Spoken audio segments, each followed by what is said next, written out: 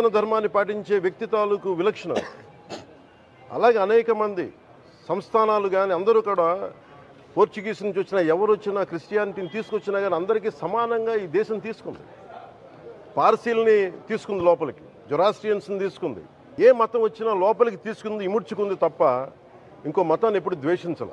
కానీ ఈరోజు నేను మాట్లాడుతుంది ఈ ప్రాయశ్చితం దేనికి మా దీక్ష అనుకుని నేను ఎప్పుడు మీ అందరికీ తెలుసు 5 సంవత్సరాల వైసీపీ పాలనలో ఇదే దేవాలయంలో కనకదుర్గ అమ్మవారి రథం తాలూకు మన సింహాలు మాయమైనవి, కొన్ని ఇబ్బందులు తప్పులు జరిగినాయి అంటే ఒక్కొక్కరు ఎలా మాట్లాడారు వైసీపీ నాయకులు. వాళ్ళెవరు ముస్లిమ్స్ కాదు, హిందూస్ కాదు, వాళ్ళెవరు ముస్లిమ్స్ కాదు, క్రిస్టియన్స్ కాదు, హిందువులే అందరూ. పొద్దున్న లేస్తే తాళ్ళు కట్టుకునే వాళ్ళు, బొట్లు పెట్టుకునే వాళ్ళే. కానీ ఒక తప్పు జరిగింది, ఒక అపవిత్రం జరిగింది అంటే పదవులు అనుభవిస్తూ ఉన్నవాళ్ళు, పొద్దున లేస్తే గుళ్ళకి వెళ్ళేవాళ్ళు, వీళ్ళు అపహాస్యం చేస్తా ఉన్నారు, వీళ్ళు వెటకారం చేస్తా ఉన్నారు. ఈ ఎంటైర్ ఈ విషయంలో వాళ్ళు మతం పుచ్చుకున్నారా లేదా నాకు అన్నీ తెలియదు. వైవి సుబ్బారెడ్డి గారు ఉన్నారు, భూమన కరుణాకర్ రెడ్డి గారు ఉన్నారు, వారి కుటుంబ సభ్యులు ఉన్నారు.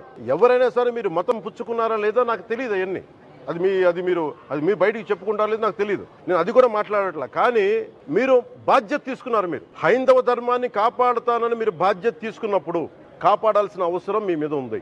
బోర్డుని మీరు స్థాపించారు, మేము స్థాపించాల. తప్పులు జరిగినాయి, తప్పులు జరిగితే వైఎస్ జగన్ గారు ఏం చెప్పాలి? ఒకవేళ నాకు తెలియకుండా మేము ఆయన బ్లేమ్ చేయట్లా. కానీ మీ ఆధ్వర్యంలో జరిగింది, మీరు కాన్స్టిట్యూట్ చేసిన బోర్డు వల్ల జరిగిన తప్పిదాలు ఇవి.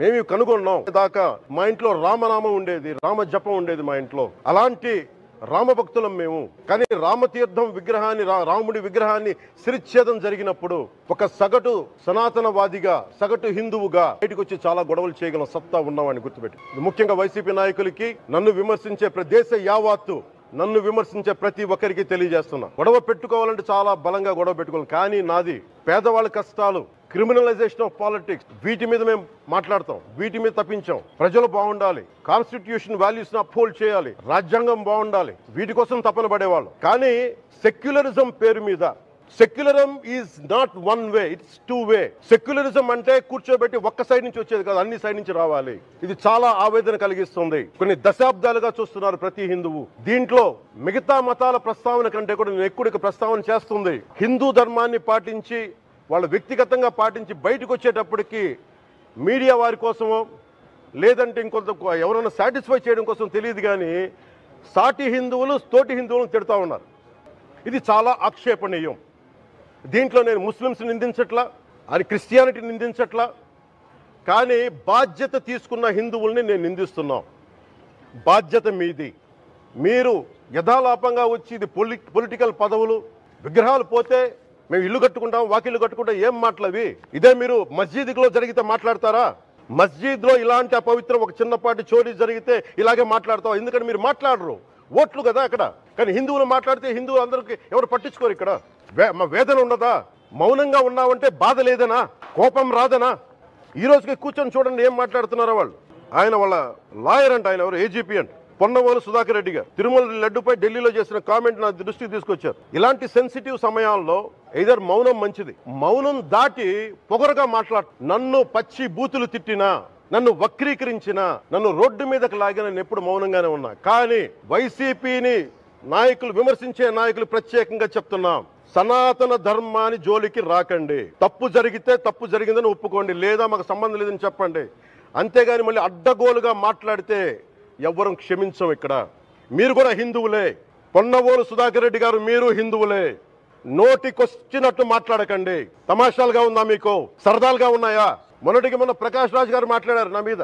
అరే నేను మాట్లాడుతుంది ఒక హిందువులు అపవిత్రం గురించి మాట్లాడుతున్నాను. ఇందులో ప్రకాష్ రాజ్ గారికి సంబంధం ఏంటి? ఇందులో నేను ఇంకొక మతాన్ని నిందించానా? ఇస్లాంని నిందించానా? క్రిస్టియానిటీని నిందించానా? అపవిత్రం జరిగింది, ఇలా జరగకూడదు, ఫుడ్ అడల్టరేషన్ జరిగిందని మాట్లాడుతుంటే దీన్ని గోల చేయకూడదంట. అంటే తప్పు జరిగినప్పుడు మాట్లాడకూడదా? ఒక అపవిత్రం జరిగితే మాట్లాడకూడదా? దేవతా విగ్రహాలను శిరచ్ఛేదం చేస్తే మాట్లాడకూడదా? ఏం పిచ్చి పట్టింది ఒక్కొక్కళ్ళకి? ఎవరి కోసం మాట్లాడుతున్నారు మీరు? ప్రకాష్ రాజ్ కూడా చెప్తా ఉన్నాను, నాకు మీరంటే గౌరవం. I have extreme respect for you. Pawan Kalyan గారు మాత్రం ఏమి పట్టించుకోకుండా ఆయన మంత్రివర్గంలో సహచరులే కదా లోకేష్ గారు, ఆ ట్విట్టర్ అని చూశారా? లేకపోతే ముఖ్యమంత్రి నారా చంద్రబాబు నాయుడు గారు మాట్లాడిన చూశారా? ఈవో శ్యామలరావు గారు మాట్లాడిన చూశారా? మీరు ఏం చూశారు? అసలు మీరు ఏం చూశారు? అసలు మీరు ఏం మాట్లాడుతున్నారో కూడా అర్థం కావట్లా. ప్రజలందరూ కూడా అసలు మిమ్మల్ని చూసి వాళ్ళు కూడా ఆశ్చర్యం కలుగుతుంది. బాధ్యత కలిగినటువంటి ఉప ముఖ్యమంత్రి పదవిలో ఉండి ఎక్కడన్నా తప్పు కానీ పొరపాటు కానీ జరిగితే అది సరిదిద్దగలిగినటువంటి అధికారం ఉన్నప్పటికీ కూడా మీరే విమర్శలు చేస్తారు. దీక్ష తీసుకొని మీరే ఆవేశంగా మాట్లాడతారు. అసలు దేనికోసం ఇదంతా చేస్తూ ఉన్నారు? మాటకి ముందు మాటకి వెనక సనాతన ధర్మం, హిందూ ధర్మం అంటున్నారు. సనాతన ధర్మం మీద, హిందూ ధర్మం మీద మీకు గౌరవం ఉందా? భక్తి ఉందా? నమ్మకం ఉందా? ముందు ఈ ప్రశ్నకి మీరు సమాధానం చెప్పండి. సనాతన ధర్మం మీద కానీ, హిందూ ధర్మం మీద కానీ, లేకపోతే హిందూ దేవుళ్ళ మీద కానీ మీకు నమ్మకం ఉందా? గౌరవం ఉందా? భక్తి ఉందా మీకు? చెప్పండి మీరు. ఒకసారేమో నేను బ్యాప్టిస్ట్ అంటారు, ఇంకొకసారేమో గొడ్డు మాంసం తినచ్చు అంటారు, ఇంకొకసారేమో మా నాన్నగారు నాస్తికుడు అంటారు, ఇంకొకసారేమో మా పిల్లలు ఆర్థోడాక్స్ క్రిస్టియన్స్ అంటారు. అసలు మీరు ఏ ధర్మం పాటిస్తారు? అసలు మీకన్నా స్పష్టత ఉందా లేదా దీని మీద? మీరు సమాధానం చెప్పండి. దీనికి మీరు సమాధానం చెప్పండి. మీ కుటుంబ సభ్యులే సనాతన ధర్మాన్ని ఆచరించినటువంటి వారిని మీరు పెట్టుకొని సనాతన ధర్మం గురించి, హిందూ ధర్మం గురించి మీరు ఉపన్యాసాలు ఇవ్వడం ఏంటి? ఇవాళ పొద్దున్నే దుర్గగుడికి వచ్చారు. అక్కడ కూడా ఏదో శుద్ధో ప్రాయశ్చిత్తం చేసుకుంటానని. మంచిదే, మీరు రావచ్చు, అమ్మవారిని దర్శించుకోవచ్చు. మరి వరదలు వచ్చినప్పుడు ఎందుకు రాలా మీరు విజయవాడ నగరానికి? విజయవాడ నగరంలో ఒక్క ప్రాంతాన్ని కూడా మీరు ఎందుకు సందర్శించలా? ప్రజలకు ఎందుకు భరోసా కల్పించలా? దీక్ష తీసుకున్నోళ్ళు ఎవరైనా సరే గుడి దగ్గర మీడియాతో మాట్లాడితే ఎలా మాట్లాడుతున్నారో చూశారుగా. ఎవరన్నా దీక్ష తీసుకుంటే చాలా తక్కువ మాట్లాడతారు, వీలైనంత మౌనం పాటిస్తారు, మంచి మాటలు మాట్లాడతారు. కానీ పవన్ కళ్యాణ్ గారి దీక్ష తీసుకొని ఇష్టానుసారం మాట్లాడుతున్నారు. ఒకసారి మీడియాలో లేకపోతే కెమెరాల్లో ఒకసారి మీరు ఎలా మాట్లాడుతున్నారో మిమ్మల్ని మీరు ఒకసారి చూసుకోండి. మీ దీక్ష నిజమైన దీక్ష కాదా మీరు సమాధానం చెప్పాలి. మీ దీక్ష నిజమైన దీక్ష కాదా మీరు సమాధానం చెప్పాలి. హరిహర వీరమల్లు సినిమాకి మంగళగిరిలోనే పెద్ద పెద్ద పరదాలు కట్టి మొత్తం మూసి షూటింగ్లో పాల్గొన్నారంట. మీరు దీక్ష ముసుగులో షూటింగ్లో పాల్గొనడం ఏంటి? ఎవరిని మభ్యపెట్టడానికి, ఎవరిని మోసం చేయడానికి? హిందూ సనాతన ధర్మాన్ని మోసం చేస్తుంది మీరా కాదా? దీనికి మీరు సమాధానం చెప్పండి. దీక్ష తీసుకొని సినిమా షూటింగ్లకు వెళ్ళడం ఏంటి? మంగళగిరిలో సెట్టింగ్లు వేసుకోవడం ఏంటి? ఇదా సనాతన ధర్మం అంటే? మీరు సనాతన ధర్మం గురించి, హిందూ ధర్మం గురించి మాట్లాడతారు. ముందు మీరు దీక్ష తీసుకున్న తర్వాత వెంటనే షూటింగుల్లో పాల్గొనలేదు? దీనికి సమాధానం చెప్పండి. మా పార్టీ అధ్యక్షులు జగన్మోహన్ రెడ్డి గారికి వెంకన్న స్వామి మీద ఎంతో భక్తి, నమ్మకం, విశ్వాసం ఉండబట్టి ఆయన ప్రతి మాట కూడా ఎంతో జాగ్రత్తగా ఆచితూచి మాట్లాడుతూ ఉన్నారు. వాస్తవాలు మాత్రమే మాట్లాడుతూ ఉన్నారు, నిజాలు మాత్రమే మాట్లాడుతూ ఉన్నారు. ఆయన కలియుగ దైవం పట్ల వారికి సంపూర్ణ నమ్మకం, విశ్వాసం ఉండబట్టే వెంకటేశ్వర స్వామి వైభవాన్ని ప్రపంచానికి చాటి చెప్పేటువంటి కార్యక్రమాలు తీసుకున్నారు. ఆయనకి వెంకన్న స్వామి మీద అపారమైనటువంటి భక్తి, నమ్మకం ఉండబట్టే దేశం నలుమూలలో కూడా వైసీపీ హయాంలో ఆలయాలు కట్టారు. దేశవ్యాప్తంగా టీటీడీ ఆలయాలు కట్టింది. గతంలో ఎప్పుడైనా జరిగిందా ఇది? ఎవరికి భక్తి, నమ్మకం, విశ్వాసం ఉన్నాయి? ఎవరు ఈరోజు కలుషితమైన మాటలతో కళంకం తెస్తా ఉన్నారో ఒకసారి రాష్ట్ర ప్రజలు కూడా ఒక్కసారి గమనించాలి. జగన్మోహన్ రెడ్డి గారికి వెంకన్న స్వామి మీద అపారమైనటువంటి నమ్మకం, భక్తి, విశ్వాసం ఉన్నా కనుకనే శ్రీవారి వైభవాన్ని ప్రపంచానికి చాటి చెప్పేలా అమెరికాలో కూడా ఆలయ నిర్మాణం చేపట్టేటువంటి కార్యక్రమం తీసుకున్నారు.